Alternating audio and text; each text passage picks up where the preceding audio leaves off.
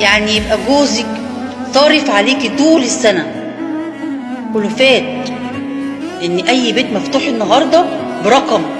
ألوفات وسترك، ويجي في العيد أبوكي يديكي 100 جنيه، ولا أخوكي يديكي 100 جنيه، ولا أمك تديكي 100 جنيه، أو خالك يجيب لك كيس فاكهة، تتنططي من الفرحة وتقولي أهلي سنة دي،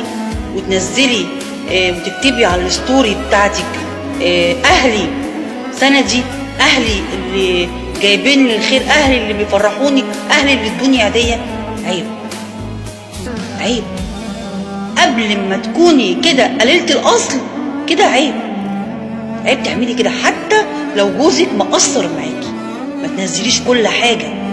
وتقللي من جوزك، لأنك مش بتقللي منه هو بس، انت بتقللي من نفسك وتقللي من أولادك. خدي بالك، كل ست بتلقح على جوزها على السوشيال ميديا، على صفحتها او على الستوري او الكلام الفارغ اللي انتوا ماسكينه الفتره دي قله ادب وقله قيمه